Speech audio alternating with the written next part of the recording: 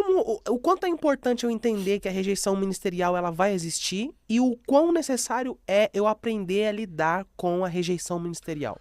Yang, é difícil até você falar sobre a rejeição ministerial e você não ter um tempo para explicar o porquê da rejeição se você carrega um ministério. Então, utilizar esse tempo aqui desse podcast, dessa programação, dessa entrevista, é muito satisfatório para você ensinar e explicar ao povo que a rota de alguém diferente é ser rejeitado. Faz parte da rota do destino de quem Deus chamou passar pela rejeição. A rejeição é o adubo que faz a semente prosperar. Uau. Então, quem é diferente vai ser rejeitado. Se não foi, será. E se já foi, isso se torna uma experiência. Toda pessoa normal é bem aceita. Todo diferente tem que dar errado para dar certo. Não, aqui você já começou. Toda pessoa normal é aceita. Toda Então, pessoa gente normal. que se enquadra em qualquer canto, todo mundo, é amigo aqui. Perfeitamente. Não carrega uma diferença. Porque toda pessoa que é diferente, ela carrega alguma coisa que desagrada aos que são normais. Não é? Davi foi rejeitado pelos irmãos. Jefté foi rejeitado pelos próprios irmãos. José foi rejeitado pelos irmãos, até Jesus foi rejeitado. Aí nós não queremos ser rejeitados. Jesus foi rejeitado pelo povo. E o mesmo povo que o rejeitou, na cruz ele disse, perdoa eles que eles não sabem o que fazem. Então a rejeição tem o poder de trazer dor, mas não tem o poder de paralisar quem Deus chama. Nesse contexto, assim, sobre rejeição, eu penso muito que, às vezes, quando existe uma roda, né, uma rodinha de pessoas, e nessa roda, se você é aceito demais, se todo mundo fala, você é amigo, bate nas suas costas, você não tem nenhum tipo de rejeição, é um sinal que aquela roda não é o lugar certo para você estar. Perfeitamente. É isso? Mário Sérgio Cortella fala uma frase assim, fuja de gente que só te elogia e corra de gente que só diga eu te amo. Uau. Mas ande com pessoas que tenham o prazer de confrontar você quando você precisa ser confrontado. A verdadeira amizade é te Uau. confrontarem quando você precisa.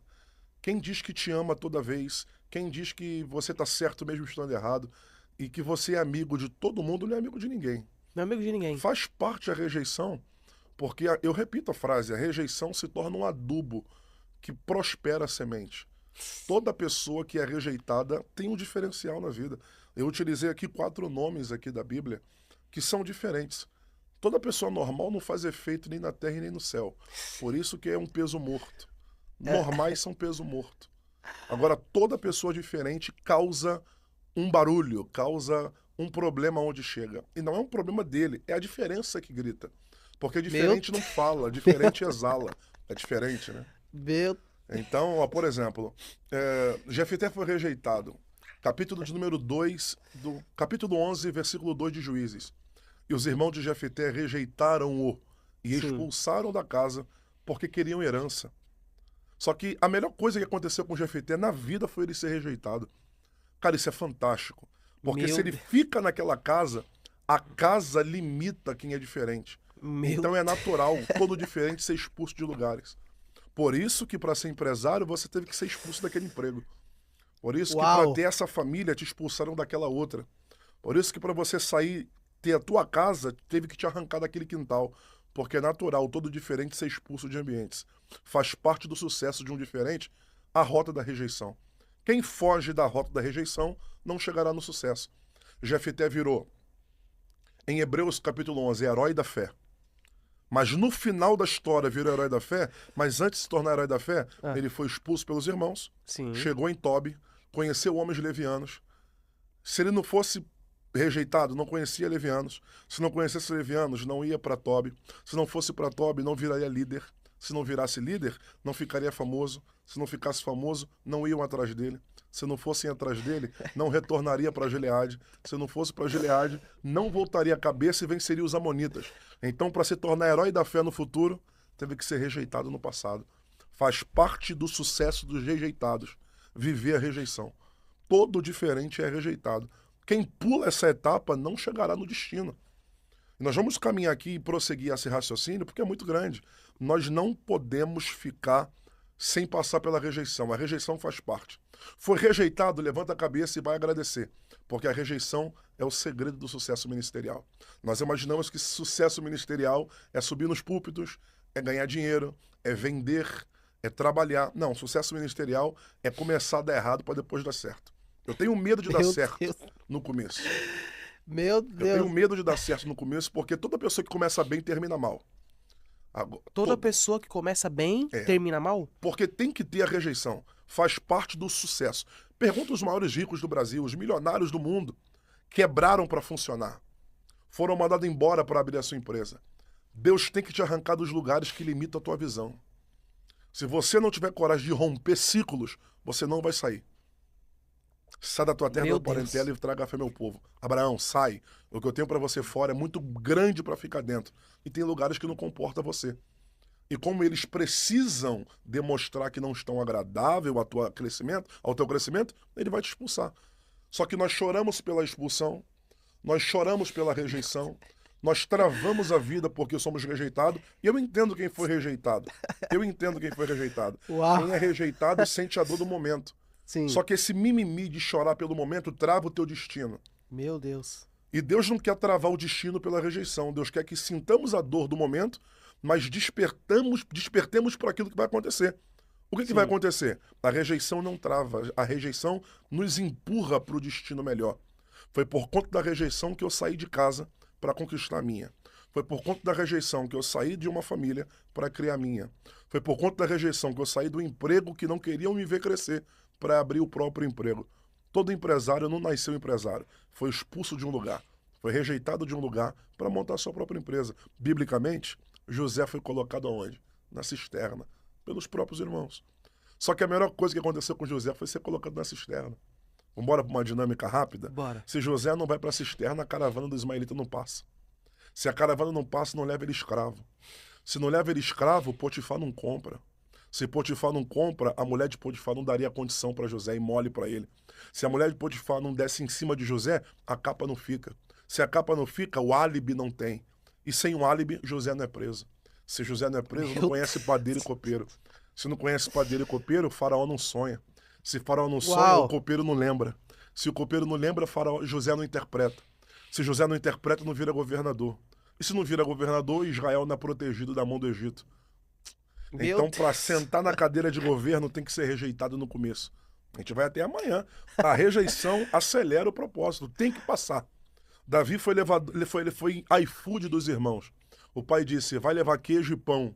E os irmãos olharam e falaram: o gigante é muito grande, você é muito pequeno, sai daqui. Davi disse: se eu pegar esse cara, eu derrubo, porque maior do que eu é o meu Deus. Rejeitaram Davi, e ele virou 40 anos o melhor rei de Israel. Rejeitaram Jesus em Jerusalém. Rejeitaram Jesus em Nazaré, por ser de Nazaré. E Filipe disse para Natanael: esse cara é bom, é fera. E Natanael disse: pode vir alguma coisa boa de Nazaré? Então o próprio Jesus foi rejeitado. Aí Arthur Gadelha quer ser aceito na entrada, quer ser aceito na saída, quer ser aceito subindo. Não, querido. A melhor forma de ter sucesso não é subir em pódio, é começando a ser rejeitado, porque a Meu rejeição Deus. acelera onde Deus vai nos colocar.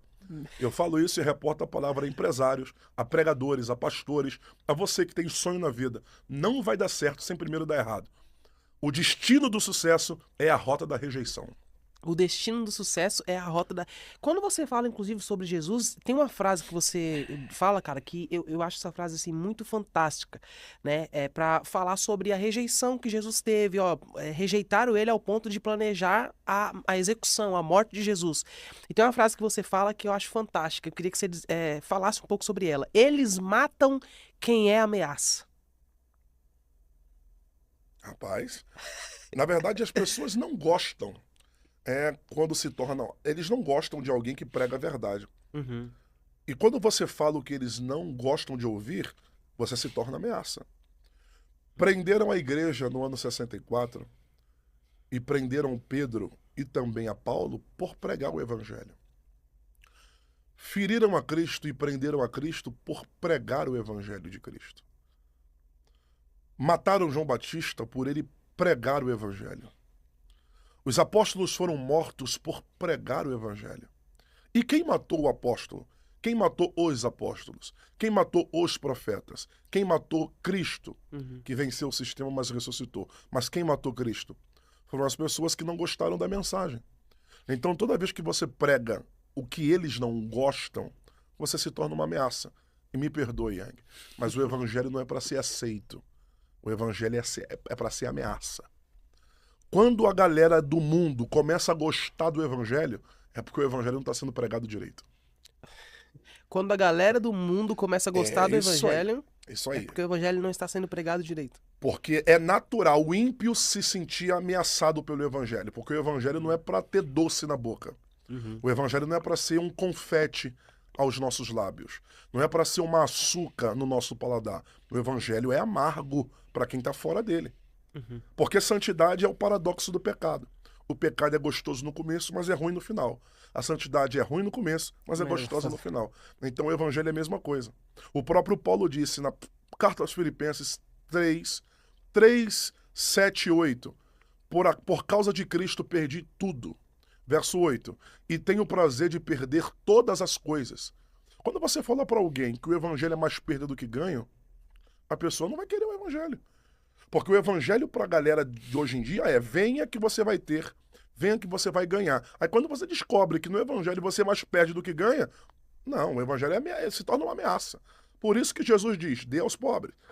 A galera não quer. Arrependei-vos e convertei-vos. A galera não quer.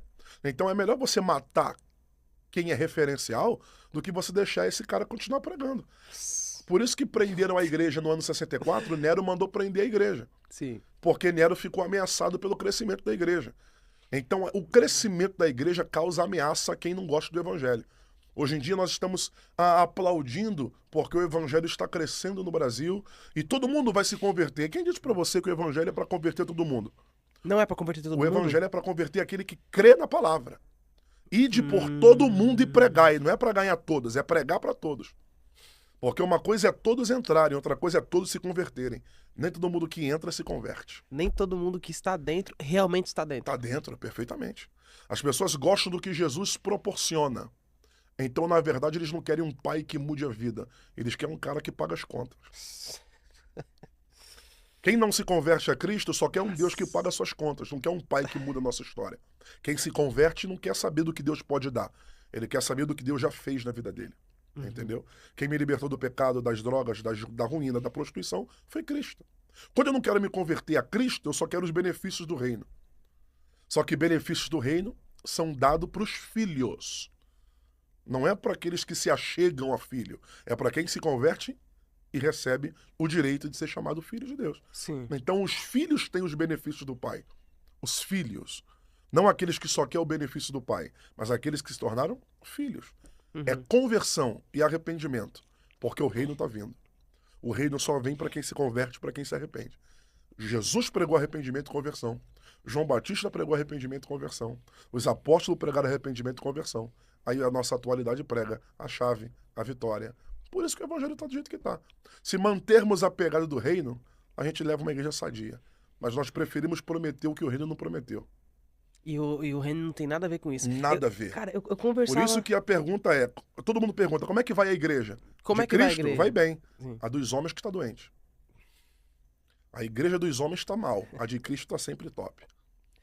Quando você vem no Yang, você tem uns negocinhos, você traz uns negocinhos diferentes, né, bro? É Parece que porque, essa... na verdade, é porque nós trabalhamos muito com a dinâmica, né? A gente deixa fluir as coisas e a mente vai embora. Cara, dentro disso aí, eu estava conversando ontem, olha só que interessante. Eu estava conversando ontem com uma convidada, né, do podcast. Antes de gravar, a gente estava trocando um papo e falando justamente sobre aquele texto, né, de que, olha, eles criarão para si mestres, né, eles não aceitarão mais essa doutrina. E ela me comentou algo que eu achei muito interessante, que eu fiquei muito reflexivo quanto àquilo. Ela disse assim: Yang, se você olhar, a maioria hoje dos empresários, eles estão olhando para o mentor que mais se adapta naquela visão de equilíbrio, no sentido de ele não assume 100% a Bíblia, o que a Bíblia diz, o que a Bíblia prega, o que a Bíblia ensina, mas ele fala da Bíblia de uma forma pelo lado da prosperidade, porque o empresário, muitos empresários, eles querem utilizar o que a Bíblia fala, porque dá certo, mas não querem ser 100% ao que a Bíblia exige, porque isso para eles é algo que eles querem vomitar da boca deles. Ou seja, eles criam para si mestres que apesar de carregarem nomes de quem fala sobre a Bíblia, fala sobre o reino, fala sobre os princípios do reino, esses caras nunca vão contra o pecado. Eles não vão contra o pecado, eles não criticam, eles não pregam, né, contra o pecado, eles não dizem o arrependei-vos. Você enxerga também dessa forma? Você acredita nisso? Com certeza, perfeitamente. Seu raciocínio está bem perfeito, porque a Bíblia é a maior fonte de discernimento de prosperidade. Não existe nenhum axiólogo, não existe ninguém que, por maior número de dinheiro que tenha na conta, ninguém tem mais habilidade para falar de prosperidade do que a Bíblia. Então eles descobriram que a Bíblia é a maior fonte de riqueza. Aí eles pegam a cultura de Salomão, eles pegam sobre a prosperidade do rei Salomão, aí falam sobre as riquezas de Salomão, só que vamos aprender o que é na exegese fiel. A palavra prosperidade, no seu teor hebraico, significa tessaleah. A expressão T-S-A-L-E-A-H, tessaleia ou tessaleah, significa rota de autorização ou autorização para o sucesso. Então, prosperidade não é ter dinheiro, é estar autorizado. E como a gente consegue a prosperidade? Sendo autorizado a quê? Sefer Devarim, livro de Deuteronômio 28. Olha a cultura doutrinária. Porque não adianta pegar a Bíblia, tem que fazer a exegese da Bíblia. Por isso que os empresários, a galera que quer ser rica e quer ser crente, eles utilizam a Bíblia como fonte de riqueza, mas não estuda a teologia original. Deuteronômio 28, como é que eu alcanço a prosperidade fiel? Se atentamente ouvir a minha voz e me obedecer. As pessoas querem o que a Bíblia fala sobre prosperidade, mas não quer saber qual é a raiz da prosperidade. O que faz o povo ser próspero é audição e obediência. Quem ouve a Deus e obedece os seus mandamentos, vive a prosperidade. Eles não querem ouvir e obedecer. Eles só querem a mão de Deus, não querem o coração de Deus. Eles só querem o que Deus pode dar, não quer servir pelo que Deus é.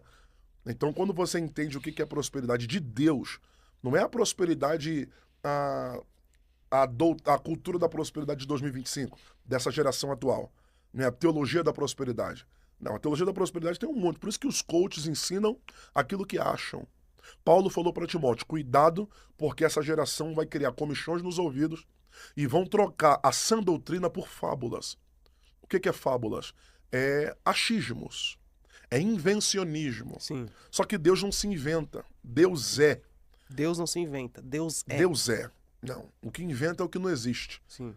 Ainda antes que houvesse dia, eu sou. E ninguém... Ninguém há. Então eu sou ontem, eu sou hoje, eu sou amanhã. Deus é e ponto final. E Deus tem princípios. E os princípios são inegociáveis. Dá para ser rico? Se Deus quiser, sim. Dá para você ser próspero? Trabalhe, faz a tua parte. E se a sua fidelidade com Deus não quebrar princípio, Deus fará ser próspero. Agora, não dá para você criar uma prosperidade que Deus falou, que Deus nunca falou. O princípio da prosperidade bíblica é obedecer e ouvir. São duas palavras que no hebraico é a mesma sintonia. A expressão hebraica é shema, que significa audição. S-H-E-M-A-H. Shema. Audição. Só que a mesma palavra shema no hebraico de audição significa obedecer. Porque para o judeu, quem ouve, obedece. Quem obedece, ouve. Então, ouvir e obedecer para os judeus é a mesma coisa. Então, não dá só para ouvir e não querer obedecer. E não dá para querer obedecer sem ouvir. A prosperidade começa pela audição. Então, quem não quer ouvir a Deus e obedecer os seus mandamentos, vai ser rico, mas não vai ser próspero. Vai ser rico, mas não vai ser próspero. É, porque fazer aliança com pessoas te faz ser rico. Trabalhar muito aí, um trabalho inteligente te faz ser rico. Agora, diferente de ser rico é ser próspero. Porque a prosperidade não tem a ver com dinheiro, tem a ver com bem-estar. Que é tudo isso que a galera tá procurando. Porque dinheiro te faz ter números. Bem-estar te faz ter paz. E paz é mental, espiritual, emocional. E isso o dinheiro não pode comprar. Deus não te promete riqueza, Deus te promete paz. Deus promete paz. Paz. Porque dinheiro tem fontes para você ganhar. Agora, paz, entendimento, sabedoria, descanso, é só Deus. É só Deus. Ó, por exemplo, nesse quesito aí de muitas pessoas, né, que buscam, eu quero prosperar de qualquer modo, e aí pegam mestres, criam mestres, mentores Isso para aí. si. É biblicamente essa frase que você falou. É bíblica, isso. Criam mestres para si, isso aí. Criam mestres para si. E isso faz, né? Hoje a gente percebe que. E eu não sou contra mentor, Nenhum, não nem sou eu. contra. Eu acredito sim no poder Da mentoria. da mentoria, eu Claro. acredito no poder do autodesenvolvimento, da inteligência emocional. Eu penso que Cristo foi um grande exemplo de um cara que tinha um autocontrole, tinha inteligência emocional, Perfeitamente. um cara que consegue ver 100, 200 pessoas com pedra na mão, numa situação de tensão, ele ter calma emocional para olhar e dar uma resposta que resolve toda a situação. Jesus é o cara mais equilibrado possível. Então eu acredito no poder de um mentor, de uma mentoria. Mas também, né, o grande, né, o homem que é a referência, que é o Martin Luther King, ele diz uma frase que é muito interessante. O que me preocupa não é o grito dos desordeiros, não é o grito dos violentos, não é o grito dos corruptos. O que me preocupa é o silêncio dos bons. E é o que parece que acontece, né? A gente vê que vem pessoas, às vezes, desfazendo da Bíblia, essa geração surge, às vezes, ignorando princípios da Bíblia. E onde estão os bons? O quão preocupante é o silêncio dos bons? Essa frase do Luther King ela é muito marcante, né? É Cara, muito marcante e as pessoas imaginam que só os maus vão pro inferno. Mas o não mesmo. são só os maus que vão para o Yang, inferno? o mesmo peso de quem faz errado é o mesmo peso de quem negligencia a verdade. Então, Hum, se você conhece a verdade, mas cala a boca e é omisso, você tem o mesmo número, o mesmo peso de quem não vale nada. O grito dos maus só tem valor porque o silêncio dos bons estão aí. Os bons não foram chamados para silenciar, foi chamado para gritar. Quem tem que calar a boca dos maus são os bons, mas os bons estão dormindo. Os bons estão preocupados com outra coisa. É Filipenses 2:21. E todos buscam o que é seu e menos o que é de Cristo. Os bons estão preocupados com o que é seu e a causa do evangelho está sendo tratada de escanteio. Por isso que se levanta falso profeta, falsos ministros, falsos pastores. Por que se tem os falsos? É porque tem o verdadeiro. Mas que tanto palco é esse que os falsos estão tendo? É porque os verdadeiros estão preocupados com outras coisas. Está preocupado com seu bem pessoal. Só que o reino é diferente. Cuida do que é meu, que eu cuido do que é teu. Essa é a visão de quem trabalha para Deus. Sabe? Aquilo que Isaías falou. Buscai primeiro o reino de Deus e as demais coisas vos serão acrescentadas. Então, primeiro é a visão do reino. E aquilo que é demais coisa para mim, Deus me acrescenta. Eu sou aquele que fui chamado para ser bom. Deus me deu uma voz. E eu tento ser uma voz profética para onde eu piso. Mas aí eu fico preocupado com carro, com casa, com família, com um monte de coisa que os maus estão prevalecendo e os bons estão diminuindo. Deus está chamando essa geração para despertar. Porque se não despertar, foi o que Paulo falou para Timóteo. Timóteo, os traidores se revelaram. Os falsos mestres estão pregando. Vai deixar essa galera subir para ganhar palco ou vai despertar o dom que é em ti? Desperta o dom que é em ti. Sabe o que é despertar? Acorda. Acorda porque o mal está crescendo. Mas o mal só cresce porque os bons estão calados. É ano e época dos bons acordarem. Porque se não acordarmos, vai ficar difícil de pregar. Daqui a pouco, quem é profeta vai ficar se rastejando. E os mentirosos vão ter palco. Quem não tem ministério vai estar em cima. E quem tem ministério vai estar embaixo. Sabe por quê? Porque quem era para gritar, negligenciou. E me perdoe, o mesmo pecado de quem cala e negligencia é o mesmo de quem abre a boca para falar errado. Besteira. Então, tá no mesmo barco. Quem sabe não faz e quem faz e faz errado. Tá no Deus mesmo. tá no mesmo. Deus está chamando as pessoas que sabem a verdade e têm coragem de pregar. Aí também entra um ponto chamado de coragem.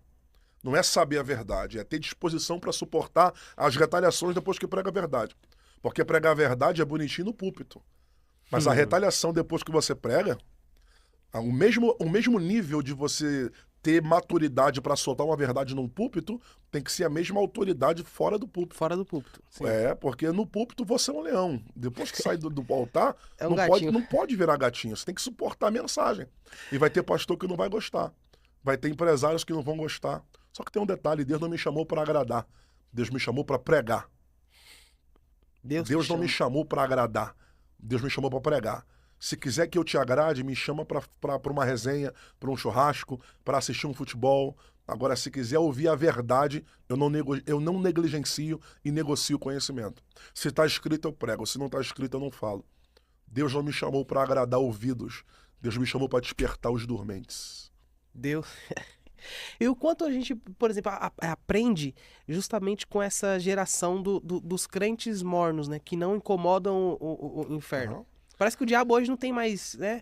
Não é igual antes, que tinha que lutar, que o crente Perfeitamente. orava, o crente ia pra igreja, o crente jejuava, subia a monte pra realmente orar, pra ficar 12 horas no monte, 24 horas. Parece que hoje nem tem mais trabalho. Não tem, porque os bons estão Em silêncio. dormindo, em silêncio. Os bons estão calados. Então o diabo entendeu, para que desviá-los se eu posso permiti-los que fiquem dentro mortos? Porque os mortos não fazem diferença. Morto não canta, morto não prega, morto não ora. E o diabo se incomoda com quem faz alguma coisa. Se você não prega, se você não canta, se você não evangeliza, se você não ora, se você não lê Bíblia, se você não dizima, se você não prega na faculdade, não prega no colégio, você é um peso morto. E peso morto não faz efeito nem na terra e nem no céu. Por isso que o diabo não quer acabar com as pessoas hoje em dia. O diabo quer deixar você um peso morto na igreja, só sentado fazendo número. Tem igrejas que é lotada de gente com peso morto. Tem gente que está com a igreja cheia de gente que não faz nada. E isso não incomoda o inferno. Não incomoda. Igreja cheia não incomoda Satanás. Marca isso aqui, guarde isso. Igreja lotada não incomoda o inferno. O inferno se incomoda com 15 crentes numa igrejinha que ora e que faz diferença, do que uma catedral com 2.000 pessoas, que gente que só está pedindo. De gente que só está ali para querer a mão de Deus. De gente que só está ali para sugar o que Deus pode dar. O diabo não tem medo de catedrais, o diabo não tem medo. E eu prego muito igreja grande. E igreja grande não faz o inferno recuar. O que faz o inferno recuar é gente posicionada, é gente que ora, é gente que lê, é gente que quer alguma coisa. Então o diabo não está fazendo mais força. Os congressos estão lotados, os auditórios estão cheios. E tem lugares que o diabo está sentado na cadeira, ouvindo o culto tranquilo, sem fazer diferença. O diabo tem lugares que o diabo tá dentro da igreja sentado na cadeira? Isso é polêmica. Biblicamente falando, o próprio Jesus escreveu para as igrejas da Ásia e disse ao anjo da igreja, e para cada igreja ele mandou uma mensagem. E ele disse para uma delas: visto que tem o trono de Satanás na cidade de vocês. Então tem lugares que o diabo tem trono. Tem lugares que o diabo tem cadeira. E por que ninguém enxerga? Porque está todo mundo querendo ver os seus próprios interesses. E lugares que não tem discernimento, o diabo entra e sai da paz do Senhor e ninguém vê que é demônio. Ninguém vê que é demônio. Ninguém vê que é demônio. Tem obreiros que reparam o tamanho de roupa dos outros, mas não vê demônio entrar e sair. Tem gente que repara decote da irmã que entrou na igreja, mas não vê demônio entrando e saindo. Porque a religiosidade cegou e a espiritualidade diminuiu. O diabo não tem medo de religiosos. O diabo não tem medo de coach. O diabo não tem medo de igrejas bonitas e grandes. O diabo tem medo de gente posicionada. Você pode ser um coach posicionado em Deus. Você pode ser um ricaço empresário posicionado em Deus. Você pode ter uma catedral posicionada. Agora não venha me mostrar no Instagram que está lotada e que está fazendo a diferença. O diabo não tem medo de gente grande. O diabo tem medo de gente posicionada. É isso que faz o inferno recuar. Peso morto não faz efeito no espiritual. Peso morto não faz efeito no espiritual. Ah, mas eu fui pro culto, fez alguma coisa? Não, sentei na cadeira, peso morto. Você só fez número, você não fez diferença. Se você ir ou não ir, você não atrapalha o diabo. Se você faltar culto ou ir pro culto, você não atrapalha o inferno. O que atrapalha o inferno, sabe o que é? É você ter vontade de estudar. É você acordar de madrugada para orar, mesmo que se for deitado, mas acordou para orar. É você se inscrever no instituto teológico. É você se colocar na brecha para o teu pastor te usar como obreiro, como evangelista, fazer evangelismo na rua. É isso que o diabo não gosta, que você desperte. O diabo quer que você durma. E enquanto os bons dormem, os maus se levantam. Não adianta falar mal de falso profeta se você só está aí na internet falando mal dos outros. Está na hora de você acordar e fazer a diferença. E qual a importância, por exemplo, de... você tem uma mensagem sobre esse contexto que eu acho muito linda, que envolve isso que a gente está falando, né? Qual a importância, essa questão da oração, de buscar, do primeiro amor, de ser fervoroso, de não perder a paixão. Qual é a importância de você não deixar que roubem a sua paixão? Manter ela acesa. Essa chama, né? A chama. Mas é essa chama que nos faz ter prazer de levantar e pregar. Porque quando você não prega por paixão, por chama, por amor, você só vai pelo que você vai ganhar no final. Então, se não te prometerem alguma coisa, você não vai.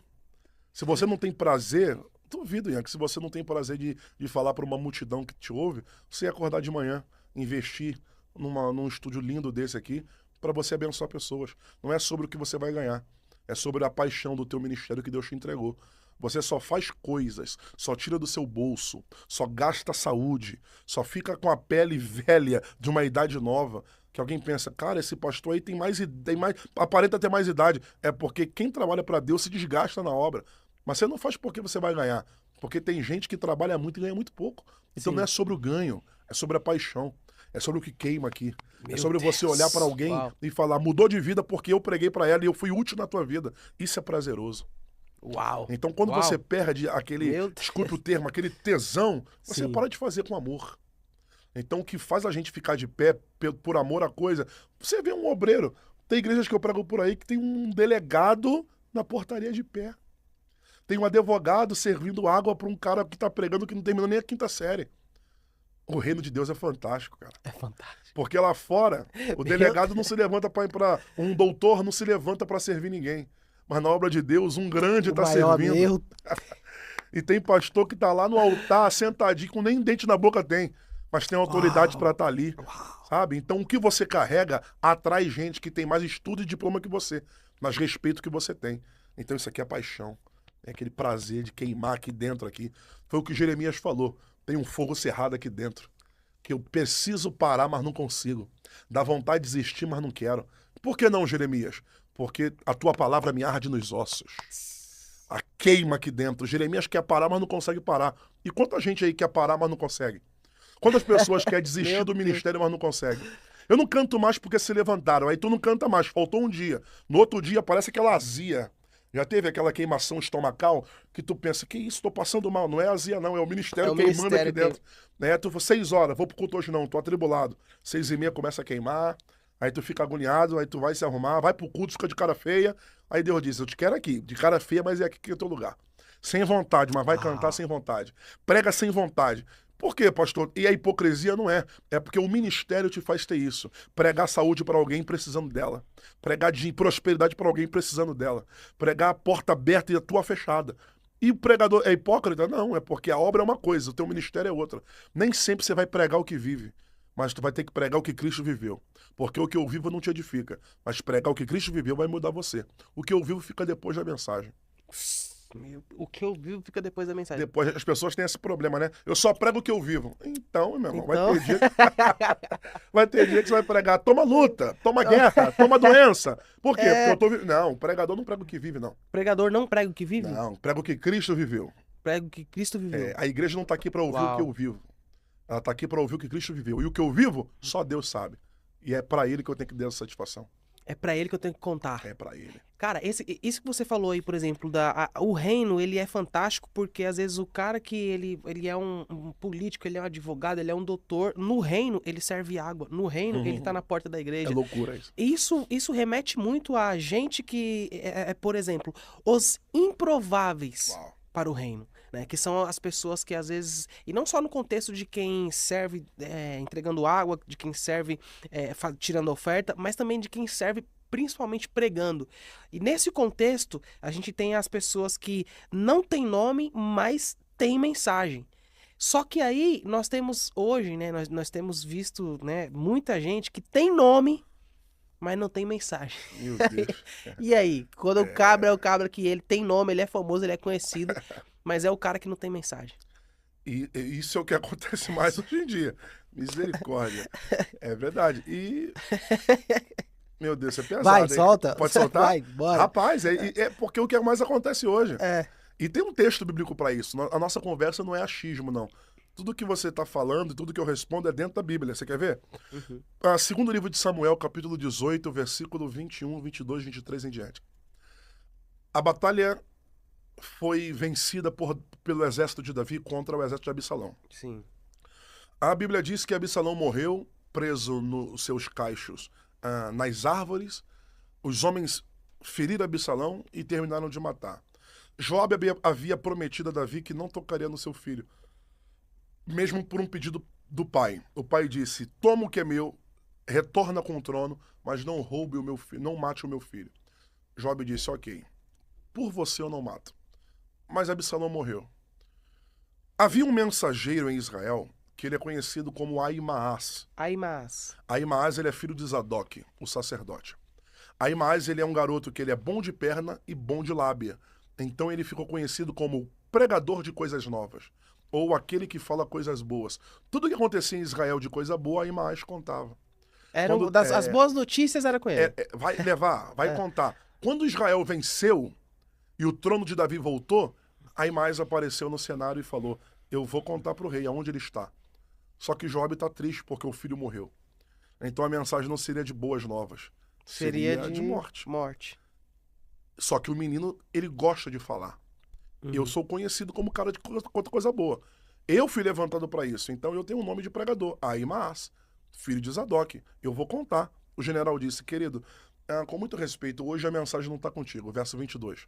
Para que tu vai pregar se hoje tu não tens mensagem para entregar? Ele disse, claro que tem, o rei é vitorioso. Mas o filho dele morreu. Tu vai ter coragem para contar pro rei que o filho dele morreu? Você só prega coisa boa. E hoje a notícia é de coisa ruim. Aí ele, deixa eu ir. O general disse, a mensagem não tá contigo. E não dá para ter nome e não ter mensagem.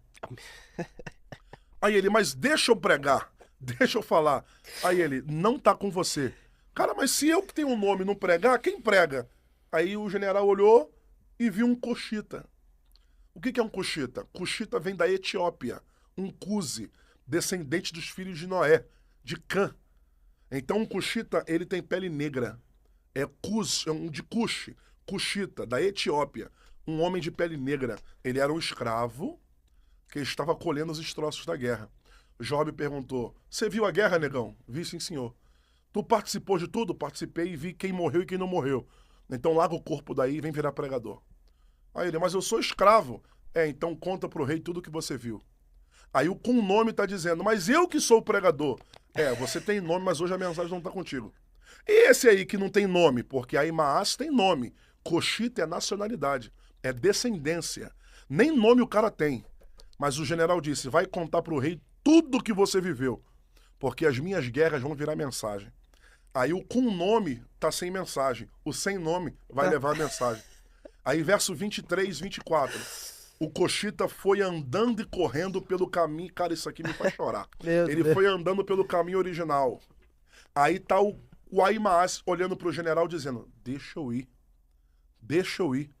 Aí o general disse, cara, já mandei o outro sem nome pregar. Aí ele, mas eu que tenho que pregar. O com o nome ficou pedindo. O sem nome foi.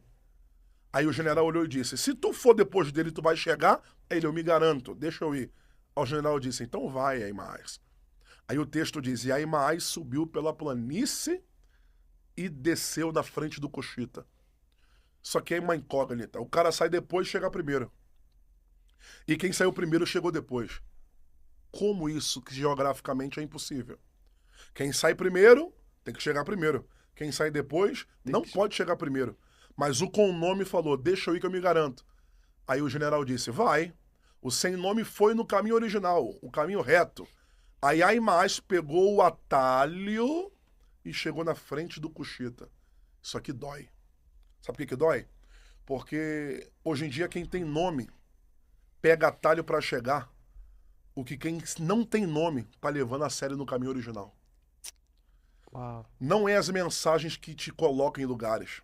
Hoje em dia quem tá te botando em lugar são os atalhos. É o Instagram.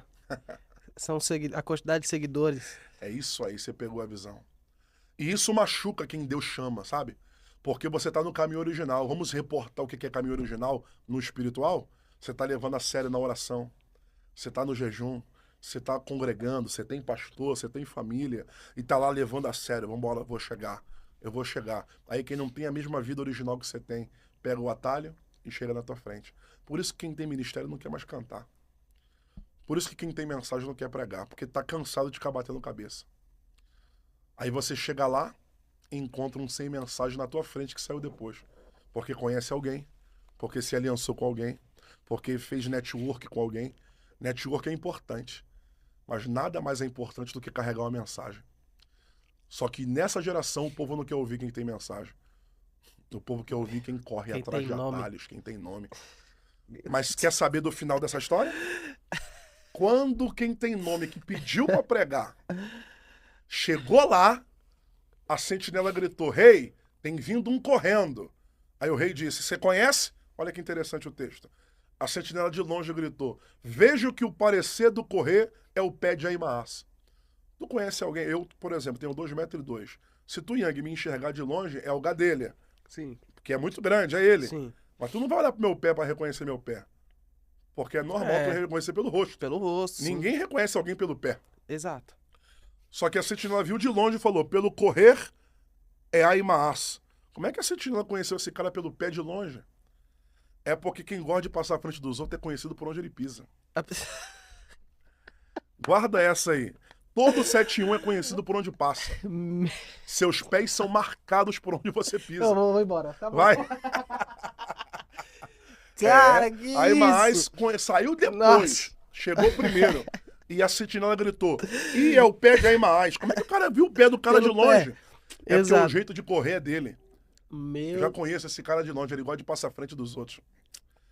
Ele gosta de deixar os outros pra trás. Gosta. E você é conhecido, cara. Você pode estar na frente, mas se você não esperou o tempo, você Meu vai voltar. Fica tranquilo, porque nem é acelerando que dá certo. É levando o caminho original. Aí a Bíblia diz que quando... é Aimaas, o rei falou: Deixa entrar. Esse garoto aí só prega coisa boa. Deve ser vitória. Aí vai aí vai o com nome sem mensagem. Vai doer. Ai, vai. Vocês doer. estão digerindo. Eu tô assim, ó, digerindo, ó. Você quer ver? Mastigando, pão por pão. Imagina, vai, Preto, solta. quando o cara chegou, pediu pra pregar, passou na frente dos outros. Quando chegou lá, o rei perguntou, todo bobo: E aí, Aimaas, filho de Zadok, meu amigo, como é que vai? Ele disse: Vive o rei para sempre, a vitória é sua e o trono voltou. Davi diz: Glória a Deus. Agora eu quero saber da mensagem. Cadê meu filho? Ele não estava na guerra? Eu não tava assim. E só pode... Vai, solta. Ele não estava lá? Como é que ele vai pregar o que ele não vive? Meu... Como é que ele vai ensinar sobre guerra se ele não estava lá? Como é que ele vai falar sobre morte se ele não participou de nenhuma batalha? Só tem autoridade para falar de assuntos quem já venceu aquele Quem assunto. já viveu. Yes. E hoje em dia nós temos uma área de coaches que não participaram nem de nada e está ensinando o que não viveram. De pregadores que falam de assuntos que não viveram. De teólogos que não sabem, mas quer ensinar. O que aprendeu de outros, mas não ensinou, não aprendeu na raiz. Só tem autoridade para falar quem venceu aquela área. Só pode falar de traição no teor original quem foi venceu traído. a traição. É. Quem venceu. Quem venceu. Ah, não é quem foi traído é uma coisa, vencer a traição é outra. Opa! É É isso quem aí. venceu. Porque ser traído é mole. Eu quero ver ter coragem para vencer a traição. Perdoar e falar assim: Perdoar eu tô mais feliz do que antes. Só tem coragem para falar de falir quem já faliu e venceu o falir. Porque nem todo mundo que faliu venceu. Agora tem moral para falar: fali e Deus me deu a glória da última casa. Então eu tenho autoridade para falar. Então é por isso que Deus te dá guerras para depois te dar mensagem. Deus te dá problemas para depois te dar recursos. Porque primeiro vem a experiência, para depois vir a aplicação. Você nunca vai aplicar sem experimentar. Porque se você fala que você não vive, você é um hipócrita. Então Deus te dá guerra para depois te dar mensagem. Deus te dá sofrimento para depois te dar autoridade. Primeiro você vivencia para depois ter legalidade para falar. É. Que a notícia de Aimaas é boa, perfeita, tá bom, mas agora eu quero ouvir A mensagem. O rei pegou: Cadê meu filho? Aí o texto falou assim: Tô ó. com você. Olha o texto. É.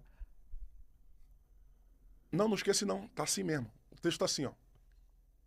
Seu Silêncio. filho? Ele é, cara. Cadê meu filho? Ele: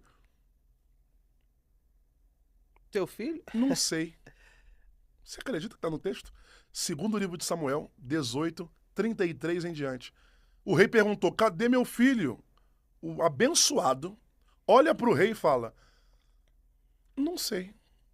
O rei falou: Você me fez esperar até aqui para ouvir mensagem para não saber o que vai pregar? Aí ele disse: Ah, tá. Quando eu cheguei lá, eu só vi movimentos e muito barulho. O rei olhou para a cara dele e disse: Eu tô doido para ouvir mensagem. Você só vem pregar movimento para mim? Essa é a verdadeira certeza de quem não tem mensagem. Só vive de movimento. Eu até desenho aqui na minha mente 3 horas da manhã, você na vigília, querendo pregar, só corinho pra lá, corinho pra... É porque as pessoas não têm experiência, não têm estudo, não têm mensagem.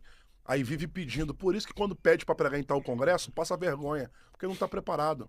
Pede para entrar em portas e passa vergonha, porque não está preparado. Porque o que é meu me acha. O que é meu me acha. E vai me achar na minha preparação.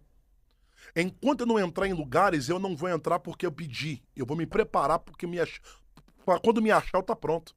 Porque o sucesso é treinável. Então eu vou treinar até ter sucesso naquilo, porque quando eu estiver pronto, aquilo vai me achar. Deus nunca vai me colocar no lugar para passar vergonha. Deus nunca vai me colocar no lugar pra passar vergonha. Então por que passou? Porque entrou com as próprias pernas. Porque quando a porta abre no tempo, você tá preparado. Por isso que o lugar de preparação é no oculto. É na madrugada que tu tá estudando, para no altar de noite alguém dizer, da onde você tirou isso tudo? É porque ninguém tá vendo você estudar. Nossa, que unção esse cara carrega. É porque no monte, na madrugada, no quarto, você tá em lágrimas e ninguém tá vendo. Porque preparação é no oculto. A exposição é para todos. A imagem falou assim, ó. Eu vi movimento.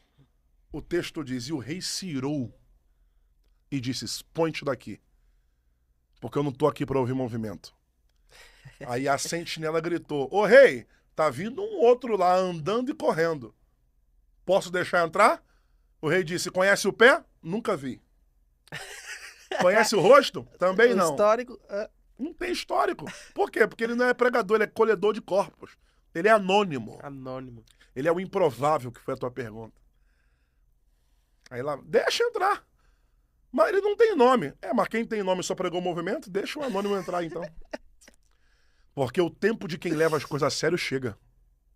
Você não precisa ter nome, só precisa estar no caminho... Meu Deus. Meu Deus, cara. Que podcast é esse? Você não precisa ter nome, você precisa estar no caminho original. Uau. Porque os que têm nome... E o problema não é nome não, tá? Não é nome? Não, porque tem gente que Deus dá nome.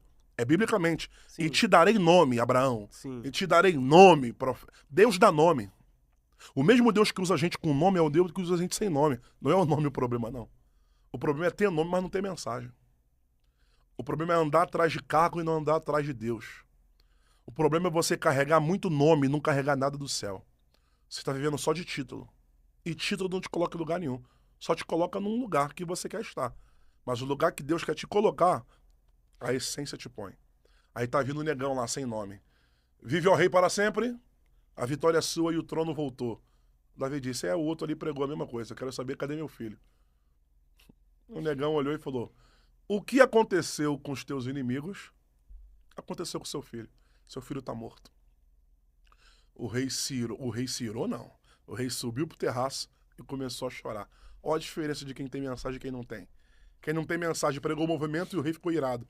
Quem tem mensagem pregou e o rei subiu para chorar. Porque movimento me traz ódio. Mensagem me traz quebrantamento. Davi olhou e falou assim, ó, ô Absalão, quem dera eu morrer em teu lugar. Eu tenho uma mensagem para isso aqui. Davi chorou quando o filho morreu. Sim. Mas quando o filho voltou para Jerusalém, Davi não foi vê-lo. Por quê? Porque Absalão matou Aminon.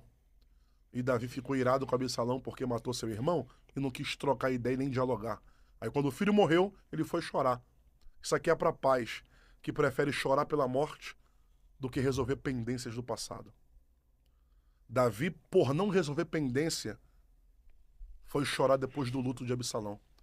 E quando Absalão morreu, ele disse, quem dera eu morrer em teu lugar. Agora é fácil. Agora tá tarde.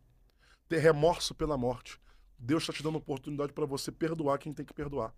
Não deixa para chorar no luto, não. Perdoa enquanto tá vivo. Porque é melhor você abraçar depois do perdão do que você querer chorar depois que tá morto. É melhor você abraçar, perdoar, que depois, né? Chorar da morte. Não resolve mais nada. Não adianta mais nada. Não adianta mais nada. Nesse contexto, por exemplo, que você falou da mensagem, né, da importância da mensagem, o quão também é importante não só a mensagem, mas você entender o ambiente e o público. Porque tem um texto que você prega que eu acho fantástico, cara, que é justamente sobre, né, não jogai pérolas aos porcos. Não arremessai pérolas aos porcos. Discerne sobre esse texto. Na verdade, eu vou responder a pergunta, a primeira frase. Existem níveis de público. Eu, como pregador, eu entendo que não existe. Uhum, Eu não poupo mensagem para leigos uhum, ou para profundos. uhum. Eu entendi o que Jesus entendeu e eu vou viver o que Jesus pregou. Jesus falava sobre parábolas. E as parábolas são facilidade de compreensão. Ele pregava coisas profundas em parábolas. Que os simples falavam, entendi tudo. E os profundos falavam, entendi tudo. Então Jesus tinha uma linguagem para leigos e profundos. Ele pregava ensinando e ensinava pregando. Então, eu entendi que eu vou entregar mensagem para gente estudada Ou e, pra gente. e para gente leiga. Eu não olho para nível de público, não. Se Deus me colocou ali e se o sorvete chegou na minha mão, eu vou entregar. O microfone. O microfone chegou, eu vou entregar. Eu não escolho pobres ou ricos. Eu prego a mensagem. De uma forma mais didática para uns, mais Mas, sim. rebuscada para outros, mas a mensagem é a mesma. Eu não troco de ambiente. Até porque se não for para chegar, eu nem chego. Se Deus me permitiu chegar, eu prego cansado, prego doente, prego chorando, mas eu vou. Eu vou. É a responsabilidade do Do, altar, do né? Do, altar. do, do, do, do E a ministério. outra pergunta? Não jogais A pérolas pérola. aos Isso, porcos. isso aí. É. Isso aí é Solta a granada aí. tremendíssimo. Tremendíssimo. Não jogais pérolas Pérolas aos aos porcos. porcos. Que É. É uma das suas mensagens, inclusive. Eu acompanho muito, por sinal, né? O pastor Arthur Gadelha. E sempre acompanhando, sempre vendo os vídeos ali que tocam muitas pessoas. E essa é uma das mensagens que eu já vi o pastor Arthur Gadelha pregar, na ocasião, numa igreja em São Paulo. E é uma das mensagens que eu mais gosto. É, Solta a Mateu, granada. é Mateus 7,6.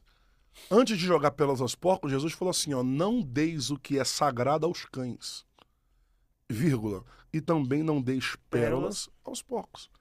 Ele está dizendo o seguinte, existem pessoas que você tem que pregar, mas se não valorizar, se não participar Uhum. e se não entender o nível da profundidade, não insista, Não insista.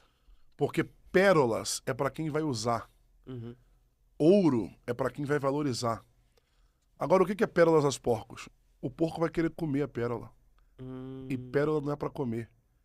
Pérola é para vestir, é para usar, é para fazer um colar, é para fazer um cordão, é para usar como tiara, não é para engolir. Sabe o que significa essa expressão? ah, Para de utilizar o que é belo para gente que vai querer engolir e não vai usar a beleza. As pessoas não valorizam um bom pastor e depois que o mal chega, depois vai valorizar. Não valoriza uma boa igreja, não valoriza um bom pregador. Sabe por quê? Porque tem muitos. Só que Deus está ensinando pra gente aqui. Não deis pérolas aos porcos. Para de insistir com pessoas que não vão aproveitar o tempo que você está entregando. Porque o tempo é muito precioso, o tempo é uma pérola. E quando você se disponibiliza de dar o teu tempo a alguém, essa pessoa tem que valorizar. E sabe quais as pessoas que menos valorizam o nosso tempo? qual? São as que mais têm o nosso tempo. As que mais têm o nosso tempo são as que As que menos valorizam. que menos valorizam. As que mais têm Menos são as que menos valorizam. valorizam. Tomás de Aquino fala uma frase. Isso aqui não é só corte, não. Isso aqui é uma verdade. Tomás de Aquino fala assim, ó, não te mostre muito íntimo, porque a intimidade excessiva gera desonra. Sabe quem são as pessoas que mais desonram a gente? São as que mais têm da gente. São as que mais têm do nosso tempo. São as que Sim. mais portas abertas têm da gente. Porque quanto mais abrimos as portas, mais as pessoas se sentem tão bem que desonram. Quem são as pessoas que mais te honram? Quem não te vê todo dia. Quem não tem acesso a você todo dia. Então o acesso que você tem que dar a elas é o tempo precioso para elas te honrarem. Agora, quanto mais tem do Yang, menos te honram. Porque intimidade excessiva gera desonra. Gera desonra. Não te mostre muito íntimo, porque a intimidade excessiva gera desonra. As pessoas param de te honrar quando a porta está muito larga. Quando a sua casa está sempre aberta. Quando você sempre está solícito, então não tem mais honra. Quando você tranca os acessos, aí começa a lembrar de você. Porque intimidade excessiva gera desonra. Não te mostre muito íntimo. Não esteja muito disponível, né? É, Quem fica disponível demais vira comum. infelizmente. Uau, muito forte. Toda pessoa disponível demais vira comum. Vira comum. E o que você carrega não é para ser comum. Então, é bom se esconder às vezes. É bom deixar o telefone no modo avião às vezes. E não é soberba. É para fazer as pessoas entender o seu valor. Porque se você não se respeita, ninguém vai te respeitar.